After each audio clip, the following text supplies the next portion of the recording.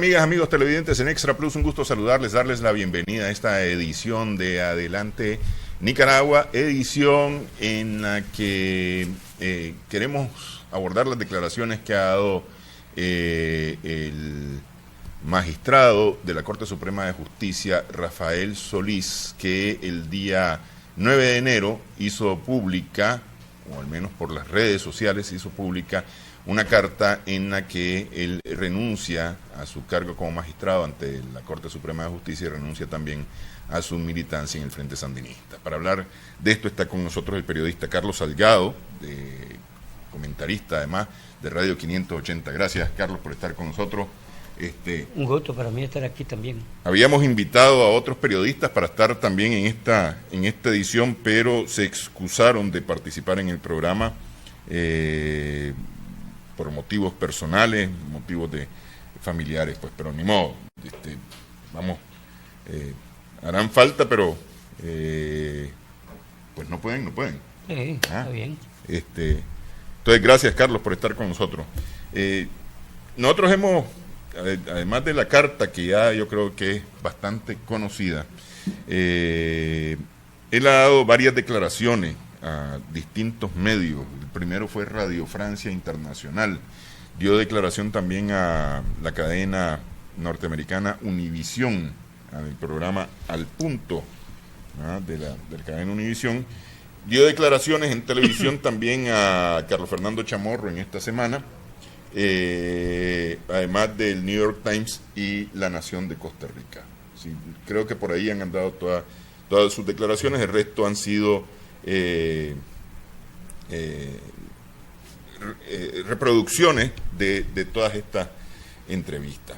Entonces hemos escogido algunos segmentos que nos gustaría poder conversar aquí con Carlos sobre estas declaraciones que ha dado el todavía magistrado, porque todavía es magistrado. Sí, todavía no, la Asamblea Nacional no ha dicho conozco y te acepto tu renuncia.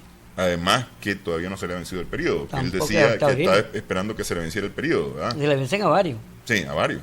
Sí. Bueno, en el programa esta semana, que se transmitió este domingo recién pasado, él hablaba acerca de cómo están funcionando los juicios a las personas que se han visto involucradas en actos ocurridos desde abril del año pasado para acá. Dejamos este segmento, esta parte, esta declaración, y comentamos después con Carlos. Independientemente de los delitos cometidos, pues, se dan dentro de un marco de una rebelión política en contra del gobierno. Entonces las decisiones políticas se toman ahí, pues, en el Carmen, efectivamente. Y los jueces lo que hacen es ver los hechos en el expediente, pues, si tiene que ver con algún homicidio que se pudo haber cometido, pues, alguna obstrucción de una vía pública, o qué sé yo, todas las tipificaciones que están ahí alrededor de la figura del terrorismo, ¿no?, que son amplias aún en el código penal, y fallan sin tener consideraciones políticas, pues, porque se limitan a la parte jurídica. Bueno, lo que decía Rafael Solís, son políticos porque están, dice, dentro de la protesta, sí, pero son delitos que están contemplados en el Código Penal. Legislación. Sí. Mira, es que yo creo que tenemos que ver estas cosas en su verdadera perspectiva. Este es un juicio discrecional de él. O sea, yo puedo pensar lo contrario de lo que él dice. El COSET puede pensar lo contrario de lo que él dice. El involucrado puede pensar diferente de lo que él dice. Pero realmente es una rebelión política. Ya esa es una discreción mía, pregunta.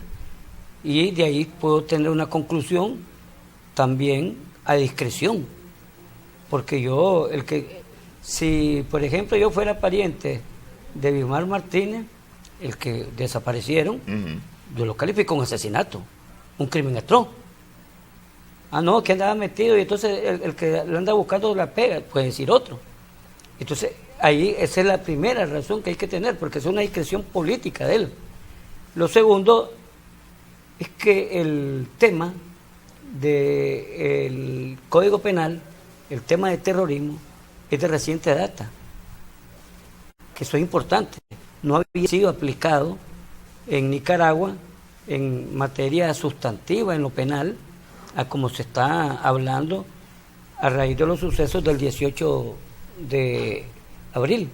Entonces, esa es otra razón, porque muchos de los que están en juego ahorita no tenían un ejercicio, más que las partes teóricas, conceptuales, pero no se hablaba de los temas de procedimiento, inclusive algunos aspectos enredados de antiguos procedimientos con nuevos procedimientos, con actuaciones inclusive de varios aspectos del proceso. Fíjate que uno de los más importantes es el tema del forense. Uh-huh. Eso no era una parte que se juzgaba con facilidad y vinculante como una prueba fehaciente de lo que ha ocurrido, con si hay o no hay un delito. Entonces, ¿qué te quiero decir? Conclusión, es un juicio político, pero también hay una realidad judicial que él mismo la establece. Entonces, no es tan así como que todo se tome en el Carmen. ¿Por qué? Porque los jueces tienen una discreción, se quitan toda la camisa política y quedan al desnudo con lo que el proceso dice. Eso es, según lo que él refiere, sí hay una autonomía y no es tan absoluto que todo es un juicio político y que depende del Carmen. Justamente eso, ese tema, porque es decir, a ver, él ha dicho que los poderes del Estado no son independientes del Poder Ejecutivo, que están subordinados al Poder Ejecutivo. Él, es más, él en algunas otras entrevistas ha dicho, o en algunas otras partes de las entrevistas ha dicho, que poco a poco la Corte Suprema de Justicia fue perdiendo independencia y que todas las decisiones se tomaban en el Carmen. Sin embargo, en esta declaración, él lo que está diciendo es que independientemente de un juicio político o de una causa política que se pueda enviar desde el Ejecutivo, al final de cuentas los jueces están juzgando delitos que están en el Código Penal. Eso es lo que él dice, claro, básicamente.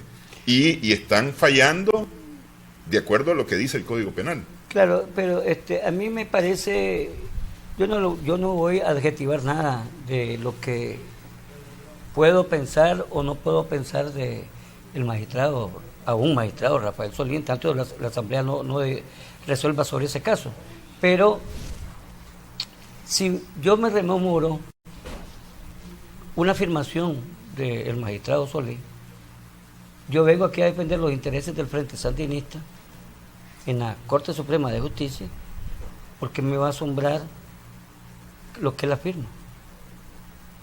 Eso no tiene, no es coherente cuando yo mismo argumenté con un hecho político, una lealtad a un partido que le instaló en un cargo de esa envergadura como es la Corte Suprema de Justicia.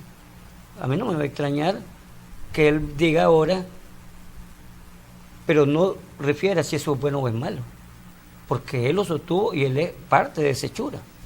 Entonces, simplemente, no sé, una falta de coherencia entre lo que ha ejercido, lo que aportó para ejercerse y lo que ahora él sostiene que es una dependencia política más. Pero es que fíjate que más que ser parte de esa hechura, él es constructor de ese andamiaje, de alguna manera. Claro. Porque esa declaración de él, yo aquí vengo a defender los intereses del Frente Sandinista en la Corte Suprema de Justicia, lo ponen a él como constructor. No, y además como el principal, digamos, responsable de ese hecho. Porque yo te digo, mira, muy pocas veces he oído, a excepción de Manuel Martínez, referir de manera fehaciente defensas partidarias. Manuel Martínez y él son los únicos que yo he escuchado en mi cobertura de esta temática judicial política o en la Asamblea Nacional, donde lo eligieron, a ellos dos. A los otros había alguna frase suelta, como el de Arturo Cuadra, que decía, bueno, el que pone la plata platica, o el de Luis, que dijo en un tiempo, siendo del Consejo Supremo Electoral, la calle está dura. Uh-huh. Entonces, ese tipo de afirmaciones, con la plata baila el perro, cosas de ese tipo, pero así ya de manera partidaria, militante. Y no es que no, a mí no me asusta, porque yo nunca he creído que alguien llegue a un cargo por su linda cara, por ser notable. Francisco Plata fue magistrado de la Corte Suprema de Justicia, llegó allí por su militancia social cristiana. Sí. O sea, no llegó por su linda... Julio García Vilche no llegó ahí por su linda cara, llegó por militante de los populares social cristianos, también pues demócratas cristianos. Y así pues, entonces, el creer es como el nombramiento de Trump. Trump nombró a una persona de su confianza. Así. O sea, sí. No nombró a Chico Los Palotes. Sí. Lo que es idóneo, sí. para él es idóneo, lo cual no lo deja excluido de una simpatía, claro, hacia sí. él, pues. Sí. Sí. Pero que ahora yo me voy a olvidar mis compromisos. Al final, el poder se construye desde las bases políticas. ¿Cuáles son tus bases? Pues eso dependerá de en qué estás vos. Pero eso es, en términos generales, universal. O sea, ese cuento de independencia que salió del Espíritu Santo, no. Ok, vamos a hacer una pausa. Decía vos que es juicio del mismo magistrado Rafael Solí decir que esto se trata de hechos ocurridos en el marco de una protesta política. Ahí le hace una declaración, dice que no hubo golpe de Estado, como ha asegurado el gobierno. Regresamos y hablamos sobre eso en Adelante Nicaragua.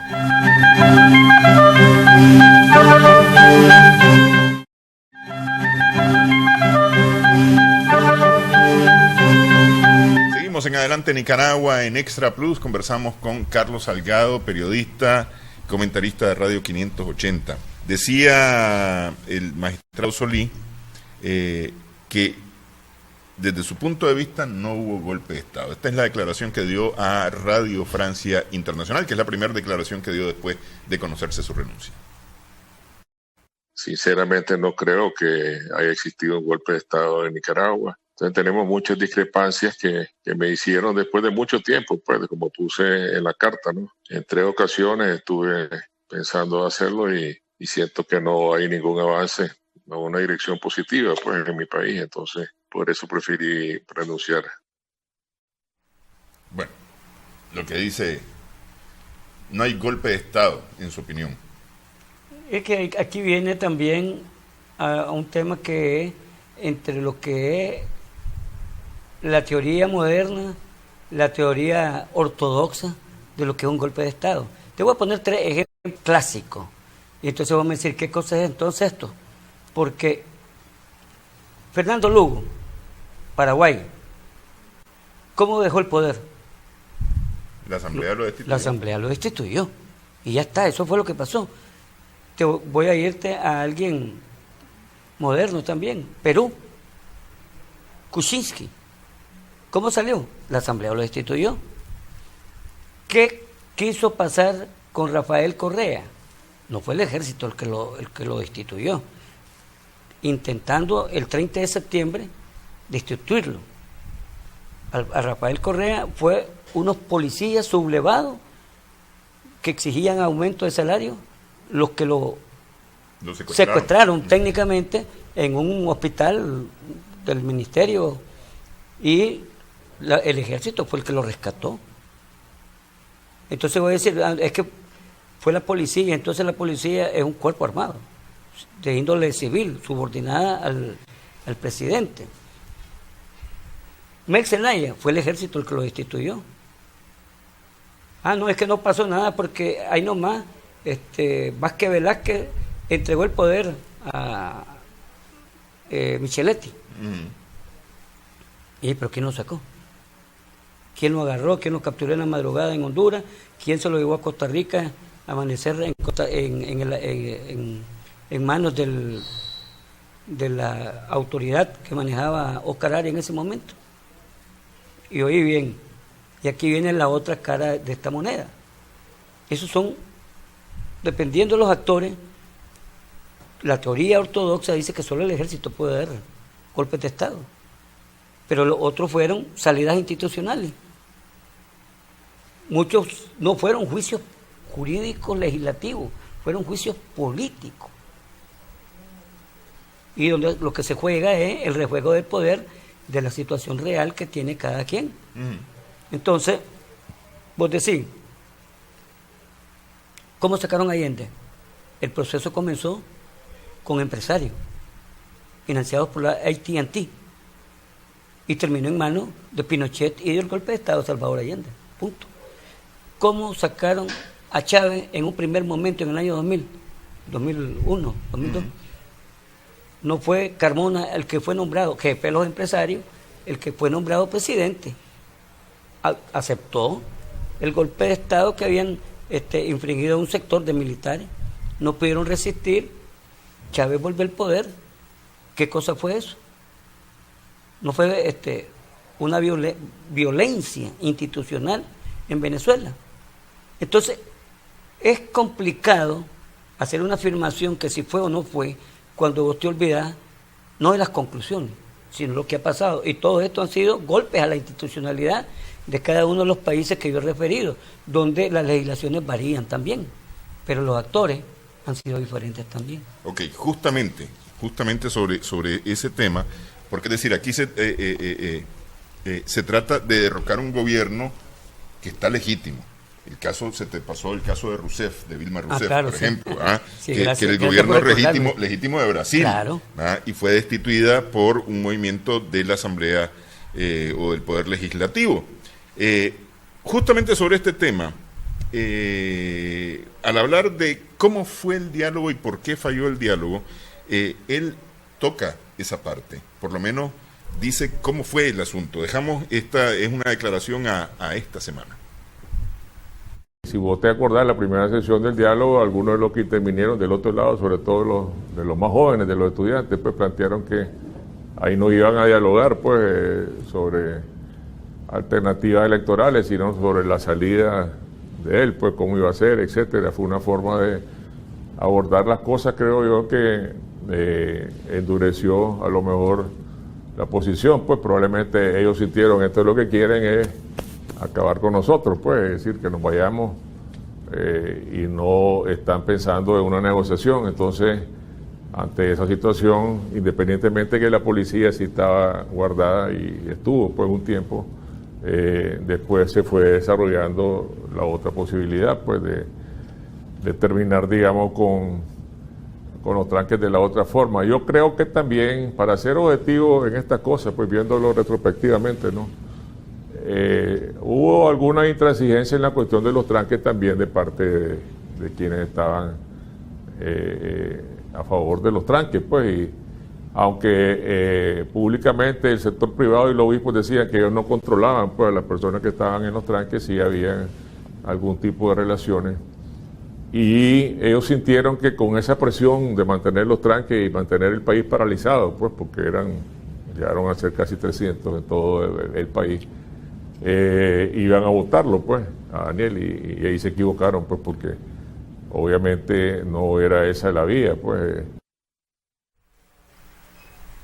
Entonces intentaron derrocar al gobierno según esta declaración. Claro.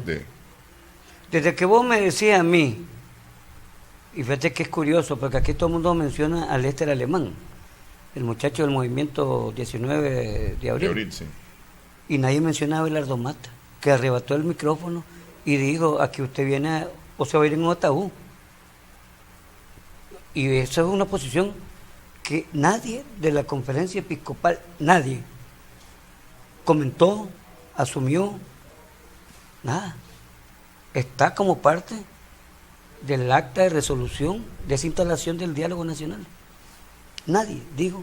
Entonces, ya estaba previsto, escrito, hablado, comentado, de que la idea era usted se va. Usted aquí termina su periodo sin procedimiento jurídico alguno, sin institucionalidad alguna. Usted se va. Entonces, ¿qué cosa es eso? O sea, hoy a mí no me gusta. Si yo me quiero separar, por ejemplo, hay una salida a un problema de pareja. Se llama divorcio. Y el divorcio se logra con un procedimiento civil. No puedes dejar de más, peor si hay hijos de por medio. ¿Por qué? Porque ya tenés construido una determinada relación y tenés que responder por lo construido. Ya no te llevas bien, pues, pero el divorcio te da los caminos para terminar y seguir, pues, compartiendo o atendiendo o responsabilizándote de lo que se construye en un matrimonio. Por la vida civilizada. Así es. Entonces, pero no puedo decirme, veo, hoy me cae mal. Imagínate que aquí hay un antecedente que nadie lo evalúa tampoco. Enrique Bolaño querían darle un golpe de Estado. Aquí vino la OEA. Luis Einaudi vino aquí. Y aquí el ejército de Nicaragua salió al lado de Bolaño. La policía salió al lado de Bolaño. Y aquí el Frente Sandinista de Liberación Nacional dijo, Bolaño no se va si no es por las vías institucionales. Y que hubo, sí. ¿Y por qué crees que recurrió a la OEA, Bolaño? Ahí está, en todos los registros de la OEA. Ahí está, pero Bolaño no salió, ¿por qué? Porque en la Asamblea Nacional nunca hubo un procedimiento para iniciar el juicio político para destituir a Bolaño. ¿Y sabe quién era el cabeza de ese juicio político? Era la gente del PLC. ¿Sabe a quién le encomendaron esa tarea? A la gente del PLC, Dona Lacayo Núñez, en aquel entonces Jaime Morales Carazo.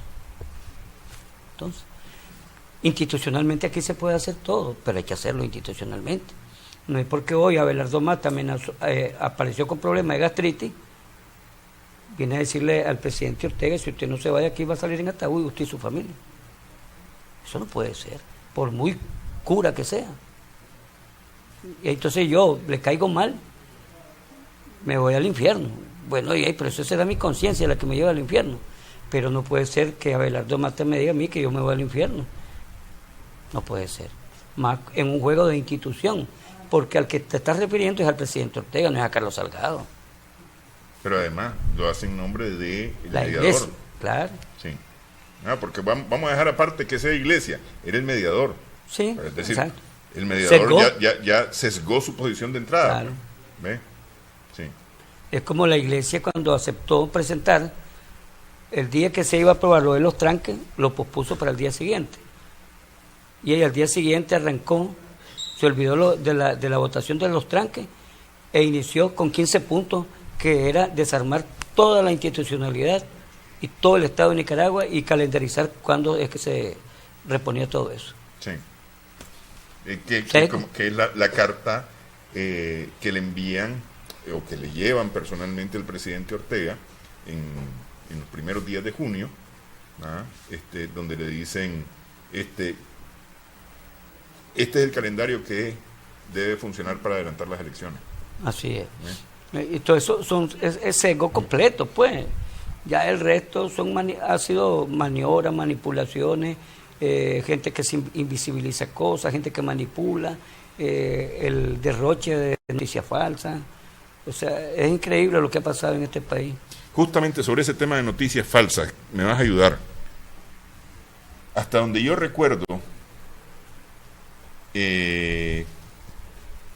después del 12 de julio, o alrededor del 12 de julio, la Alianza Cívica anuncia que no participa más en el diálogo. Eso es lo que yo recuerdo. He andado buscando la información y no la he podido encontrar por ningún lado. Porque el día de hoy lo que se dice es que el gobierno es el que suspendió el diálogo.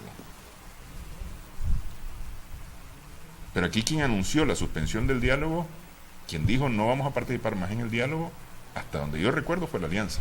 Es que efectivamente en esa fecha que vos mencionás, la alianza dijo que había que frenar la represión, porque había comenzado el tema de desmontar el desalojo de algunos tranques. Sí. Comenzaron con algunos. Y una de las preocupaciones fundamentales tenía que ver con una comisión centroamericana que vinieron a Nicaragua a pedirle directamente al presidente Ortega que estaba haciendo un problema el conflicto de Nicaragua con eso de tener retenido en Jinotega y parte de Rivas los camiones, entre Jinotega y Rivas. los furgones, Sí. Eso. Sí. Y el presidente Ortega recibió esa petición. El COSEP la sabía. Y la alianza digo, bueno, está bien, no seguimos en el diálogo, si hay más represión. Entonces ahí comenzó una distancia que nadie la menciona en medio de todo entre el COSEP, comprometido con sus similares de Centroamérica, con el movimiento que a cambio le pidió entonces respalda paro. Y por eso viene el primer paro tiempo después. Pero es la alianza la que suspende el diálogo. Claro. Porque eso es importante. No, y en la alianza, y en la alianza, recordar que el COSEP respaldaba las peticiones de los centroamericanos. Sí. Y entonces. Y justamente la comisión de verificación, claro, que se llamaba. Para eso se montó. Para la cual fue invitada además el MECENI, porque el MECENI tenía como fin y objeto apoyar a esta comisión de verificación. Tenía como misión, porque además fue un acuerdo del diálogo, quitar los tranques. Sí. Pero no ocurrió eso, y lo que sí ocurrió fue una de las primeras fisuras que tuvo esta alianza en torno a hechos concretos. Y yo te lo digo, ahí está registrado la Comisión Centroamericana que vino aquí a hacer esa petición formal y oficial. O sea, no fue que, como el cuento ahora, que dice que me dijo verbalmente, pero después se retractó. ¿Dónde está eso? No existe. Ok, pausa nuevamente en esta edición de Adelante Nicaragua. Se le pidió al presidente Ortega adelantar las elecciones. Se le pidió el cargo, se le pidió adelantar las elecciones. ¿Lo comprometió realmente el presidente Ortega? Regresamos en breve.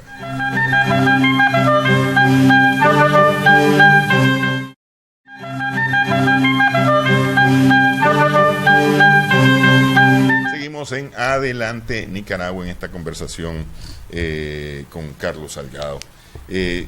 Bueno, según el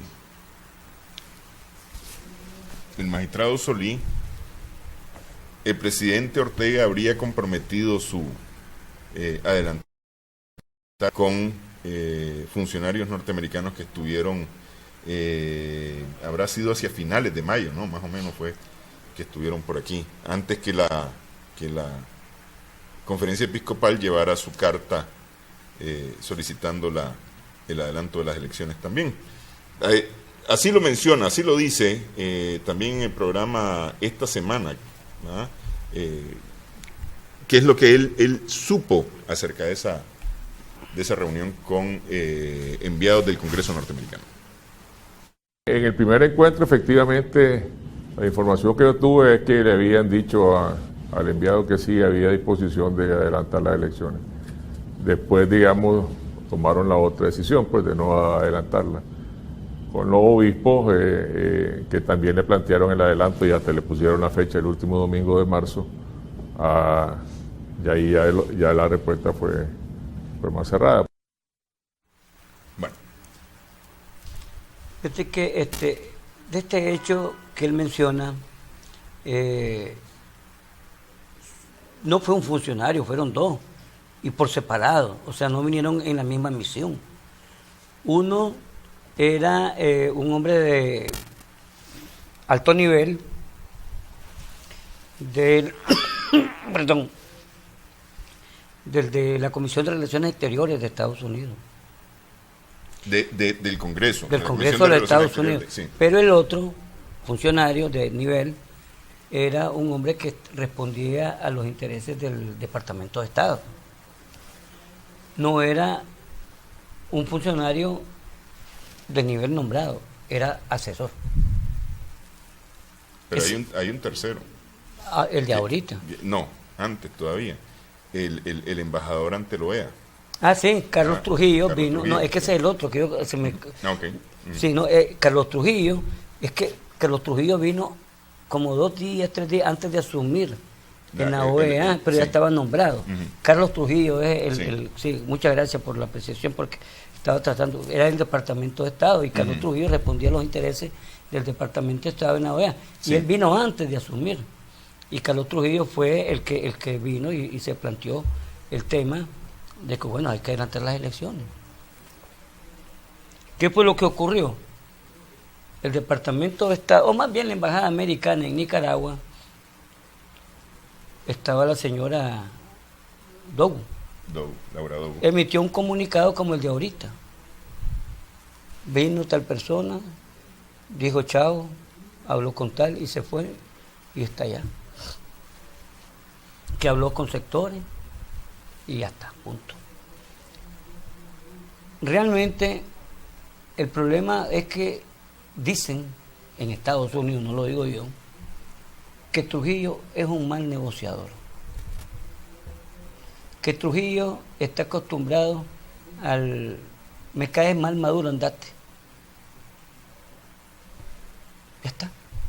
Y que el otro tipo que estuvo aquí del Congreso tenía una propuesta concreta. Bueno, vamos a negociar con Ortega, ¿qué vamos a perder tiempo con esto? ¿Qué vamos a negociar con esto? Si el que tiene el poder es Ortega. Y ahora vos te preguntás, después de tanta agua que ha corrido en el mundo, tantas amenazas de Pompeo, de Penn, de todas las altas autoridades, vos tenés aquí al asesor de seguridad. Hace 1 día, 2 días de lo que estamos hablando. Michael McKinley. Ajá. ¿Ah? Entonces, Michael McKinley, que habría venido anteayer, el miércoles, se fue, ¿no? Y que se fue ayer, el jueves. Aquí lo tenemos a Michael McKinley, que tiene 10 años de ser asesor del secretario de Estado. Claro. Y vino acompañado por Julie Chung, que es subsecretaria principal adjunta para América Latina en el Departamento de Estado. Julie Chung, sí. Entonces, el que está platicando es con el presidente Ortega. Entonces vos te das cuenta de algo que ya lo sabíamos, que lo menciona el obispo Jorge Solórzano de Granada en una carta que distribuyó en diciembre, pero que curiosamente aquí la prensa pasó en alto la pelota. No existió la carta. El Nuevo Diario tampoco. Y los medios escritos tampoco. Nadie habló. Todo el mundo destaca que Silvio Viaje dijo, que en tal homilía refiere, entonces, pero una carta pastoral oficial de la diócesis de Granada existe.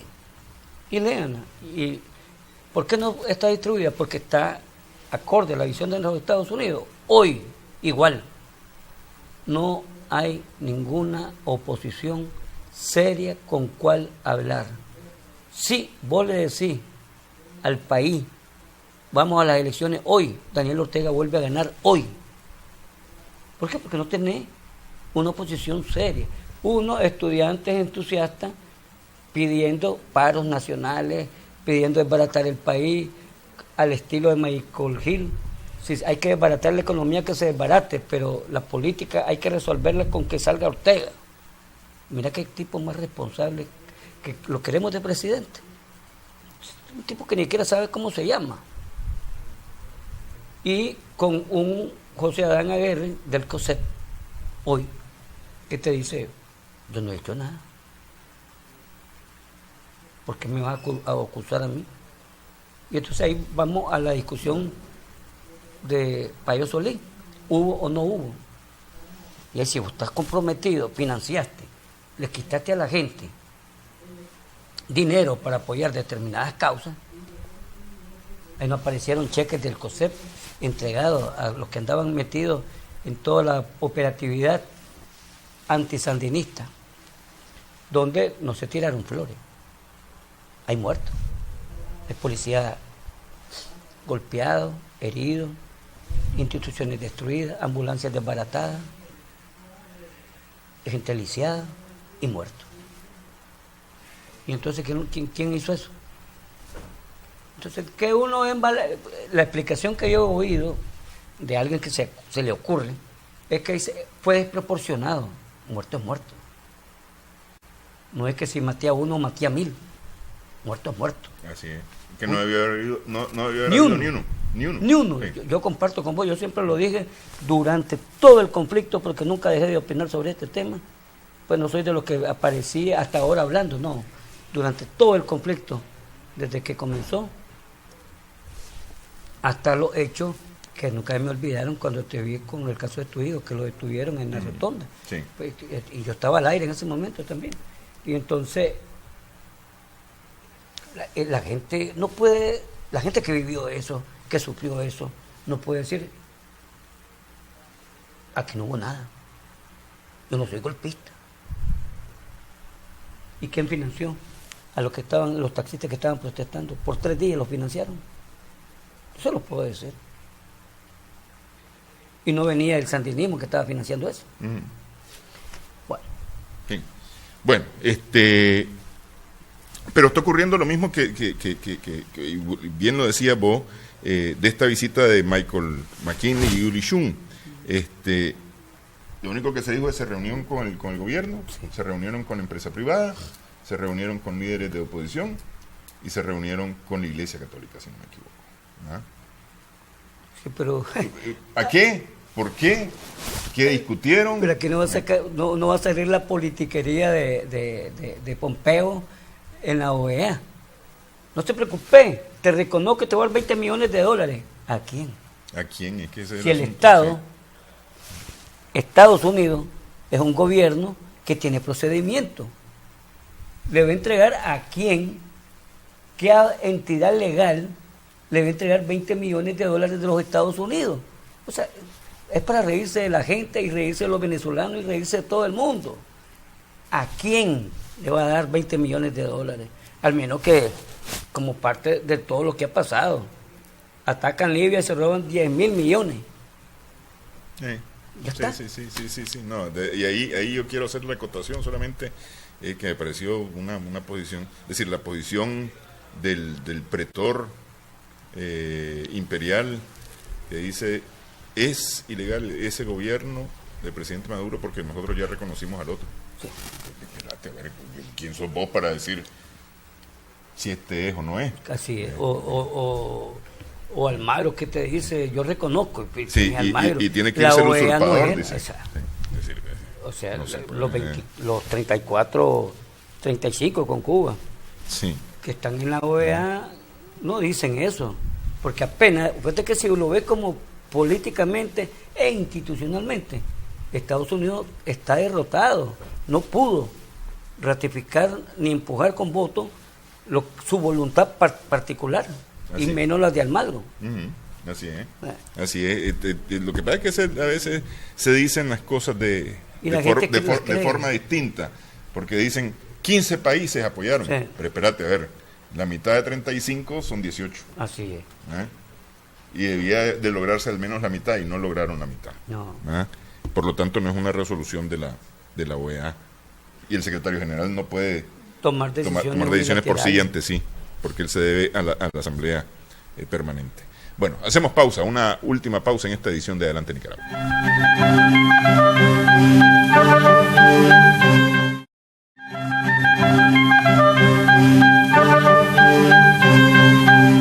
Seguimos en Adelante Nicaragua, estamos conversando con Carlos Salgado. Una de las... decíamos en la parte anterior que, bueno, está la duda acerca de qué vinieron a hacer el señor McKinley y la señora Shum a Nicaragua. Todo el mundo se imagina. Igual ocurrió en mayo del año pasado con las visitas, incluso hasta... Todo el mundo se imagina. Todo el mundo se imagina y además se cree lo que se dice. Porque es decir, si nosotros aquí hoy en el programa dijéramos, vinieron a ponerle un proyecto, a exponerle un proyecto de adelanto de elecciones al presidente Ortega, se regaría como que es cierto. Sí.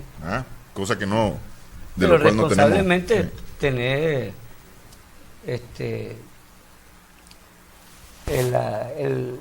digamos, la responsabilidad de no manejarlo de esa manera. Pues, claro. Bueno, sería irresponsabilidad, puede decir que vinieron. No, yo puedo especular, pero especular para tu público, pues no es lo. No, y que sí es. Y además no es el estilo, Sí. pues, del programa. Y que así es, porque decir, ahí no hay ninguna información confirmada. La única información es que Que estuvieron vinieron, aquí. eso es Es todo. ¿no? Y que se fueron. Sí, y que se fueron. Además, es como la visita de los eurodiputados, ¿no? Que se van el domingo, ¿no? Sí, pero aquí hay gente que dice, bueno, qué casualidad que vienen los gringos y vienen los europeos. Yo puedo especular cualquier cosa. Fíjate que aquí hubo un personaje en los años 80, tu papá, don Manuel, debe recordarlo, pero muy poco difusión tuvo en el ámbito de los medios de comunicación de entonces, incluidos los internacionales. Se llamaba Hans-Jürgen Wisniewski, era un alemán de la Internacional Socialista, un hombre que aportó mucho para llegar al tema de Esquipula, para sentar a los presidentes. Y después Estados Unidos ocupó sus piezas y de ahí aparece la figura de Oscar Arias. Ya Estados Unidos estaba detrás, porque en un momento determinado el involucramiento de Reagan en la guerra contra Nicaragua, como iba a permitir que te estaba con la pistola disparando y iba a estar sentado con vos platicando? Imposible. Sí. Fíjate que ahí dijiste una cosa interesante, porque es que todo el mundo le echa flores al presidente Arias, y de acuerdo a las interioridades de Esquipula, el presidente Vinicio Cerezo, y el presidente Ascona Hoyo, entiendo yo que hicieron bastante más que el presidente Arias. Y Napoleón Duarte, te cuento. Y Napoleón Duarte de El Salvador hicieron bastante yo más. Yo cubrí esa parte, sí, todo ese proceso. Que el presidente Arias por llegar a un acuerdo en Esquipula, ¿verdad? Que acuerdo del cual luego salen los acuerdos con la resistencia nicaragüense en Nicaragua. Qué curioso en el tiempo. Oscar Arias hoy es uno de los principales desde su fundación que ha triangulado dinero norteamericano, que la USAID ha publicado. Les doy 3 millones en marzo, 4 millones en septiembre, y todo lo que oficialmente pues que han entregado se han triangulado por la Fundación Arias en Costa Rica. Y salió dando declaraciones diciendo que aquí lo que hay que aplicar es la Carta Interamericana para el caso de Nicaragua. ¿Ah? Pero bueno, a mí me de repente quisiera tener yo la esperanza que esta visita, tanto la de los norteamericanos como la de los eurodiputados, así como la propuesta de el presidente Andrés Manuel López Obrador, entendería yo que también hay algún interés del presidente o el expresidente Vinicio Cerezo en empujar desde el SICA, sí, en empujar una solución negociada en Nicaragua, es decir, una solución por la vía del diálogo, ¿verdad? Según Rafael Solís, en declaración a Radio Francia Internacional, no hay voluntad de diálogo en Nicaragua, y la falta de voluntad de diálogo, o más bien el gobierno no tiene voluntad de diálogo, y esa falta de voluntad de diálogo, dice él, nos podría llevar a la guerra. Dejamos esta última declaración. Sí, tiene que reanudarse a la mayor brevedad posible el diálogo nacional para poder salir de esta crisis. De lo contrario, sí vislumbro una ola de violencia en el futuro y una situación mucho más grave para el país, para todo el pueblo nicaragüense. Bueno, era al punto de Univisión. Fíjate que hay una cosa que yo no creo que ningún nicaragüense esté aceptando, como que no importa lo que está pasando. Es cierto que nos estamos desgastando, es cierto que está deteriorada la economía, es cierto que la inestabilidad no va a ayudar al desarrollo. También es cierto que Nicaragua necesita actores responsables y serios en la bienandanza del país. El gobierno hace lo suyo, pero tampoco el gobierno es solo. Es cierto que aquí, por ejemplo, si vos me decís a mí, Néstor, ¿vos te sentarías con el COSEP si yo fuera gobierno? No. No, yo no me sentaría. Porque pues si me traicionó una vez, me va a traicionar otra vez. Y va a querer que la clase trabajadora de este país cargue con estar subsidiando su riqueza, su ganancia, su rentabilidad. Y los trabajadores son parte de esta nación. Pero fíjate que yo sí me sentaría. Yo sí me sentaría, lo único que no le daría todos los beneficios que se les ha dado hasta el día de hoy. Porque para eso ha sido, el diálogo tripartito al final de cuentas fue para eso, para el beneficio del gran capital. Y la balanza se inclinó al gran capital. Sí. Y las inversiones fueron para el gran capital. Así es. Y entonces, tal vez, vamos a moldear mi afirmación. Sí, yo comparto tu planteamiento igual, pero tendríamos que decir, bueno, señores, ¿qué ponen ustedes aquí para sentarse? Es que es eso, porque no es un asunto de no te voy a dar porque no quiero, no. A mí me parece que lo cierto es que si habría, porque a fuerza, es decir, aquí todos los nicaragüenses tenemos que sentarnos a platicar, sí, todos, cada uno en su nivel, ¿no? Y pensar qué queremos hacer de este país. Me parece a mí que aquí se nos abre a nosotros una oportunidad importante. ¿Qué queremos hacer de este país? ¿Ah? Ahora, lo que tenemos que aprender también a presionar es que la oposición tiene que ser responsable y seria. Sí. Porque, ¿cómo vas a hablar con alguien que no es serio? Por ejemplo, ¿qué gano yo sentándome con Juan Sebastián Chamorro? Que ellos piensan que la Academia de Cerebros que tiene FUNIDE. Y eso es lo que piensan ellos. Y los otros sectores, que son los empresarios, los inversionistas, los académicos, los graduados de Harvard, son los que tienen ideas. Y el trabajador que anda buscando, o el desempleado que anda buscando el pan nuestro cada día. Yo oigo a la Lucy Valente que solo el gran turismo puede hacer grande el turismo en Nicaragua. O que solo los grandes magnates, los 5 algodoneros de este país, o los 2 algodoneros de este país pueden hacer grandes. No, las cooperativas lo pueden hacer, los productores medianos y pequeños lo pueden hacer. Si aquí la economía dejó de ser, desde hace unos 30 años, la economía que era de los 40 y los 50, de los 60 todavía. Los 60 cambiaron con la inyección del sistema y modernización financiera. Cuando crecieron aquí las escuelas de economía, fue hasta los 60. La UCA no apareció para crear esas escuelas en los 60. ¿Cuánto pasó del 60 al 79? 20 años. ¿Qué se desarrolló? No mayor cosa. Y tenemos después un desgaste económico con la guerra de los 80. Un reacomodo de limpieza económica con doña Violeta, Arnoldo y Bolaño.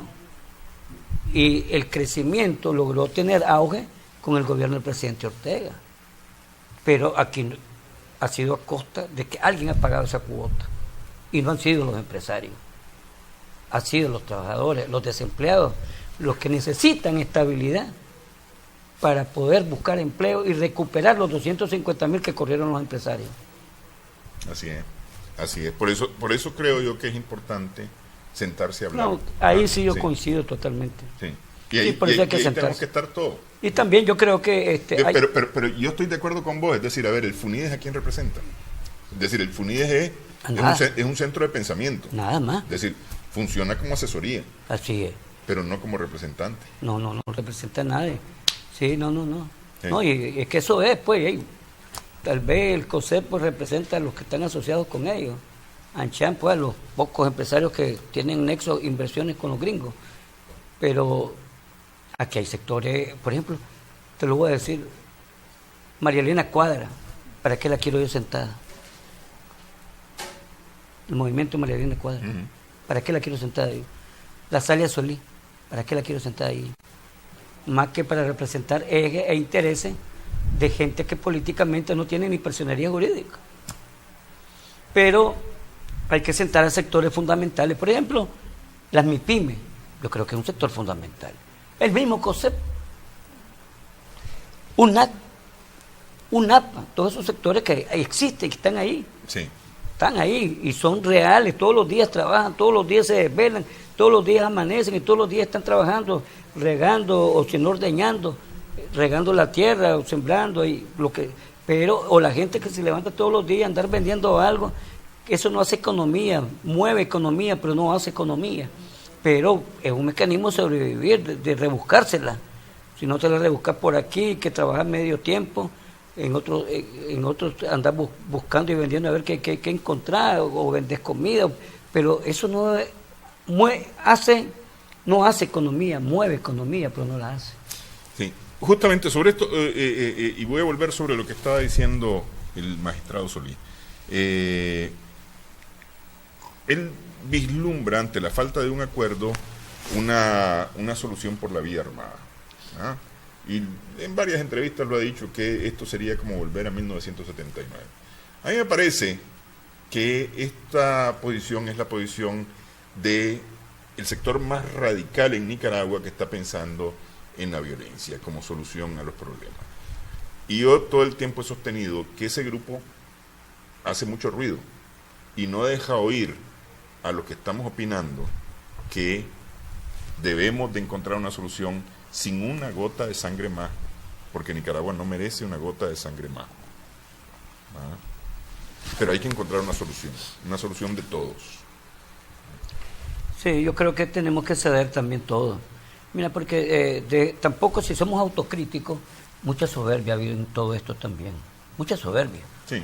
Y yo lo entiendo desde el punto de vista que nadie es perfecto.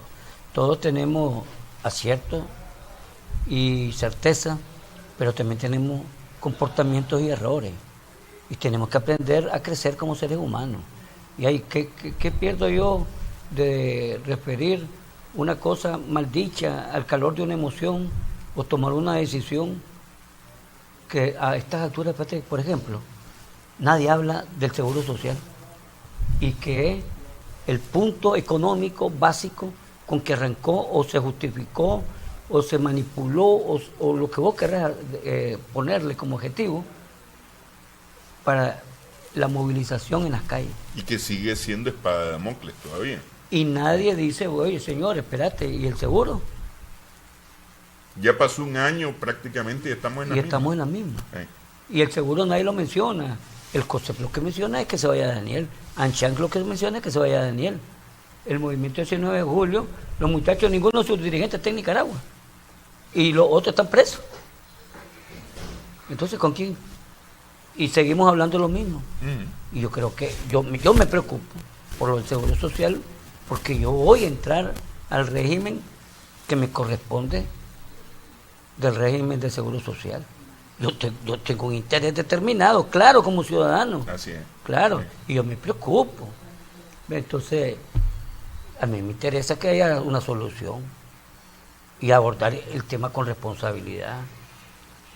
Pero a estas alturas estamos discutiendo política, no reivindicaciones de una buena parte de la sociedad vulnerable.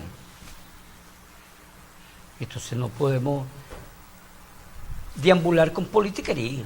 Sí. No podemos. Sí. Y tenemos por eso todo, pero o sea, eso hay veces que me acuerdo cuando veo Nicaragua de la manera en que de repente la vemos hoy.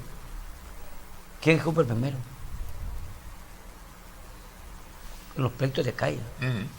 Pues no hay responsabilidad, no hay seriedad, la comunicación, el entendimiento, vamos a platicar, entendernos, debatir y consensuar. Todos somos nicaragüenses, todos tenemos una responsabilidad. La gente que toma decisiones no puede olvidarse del resto de la gente. Y no podemos seguir aceptando que uno se meten para ver qué agarra, tampoco. No. El país no puede ser eso. Justamente eso es lo que menos debe de haber si queremos tener país. ¿Ah? Bueno, Carlos, quiero agradecerte que hayas estado con nosotros. Yo sé que vas para programa ahorita y llevas apurado. Gracias también a nuestras amigas, amigos televidentes por su sintonía. Esperamos que este programa haya sido de provecho para todos.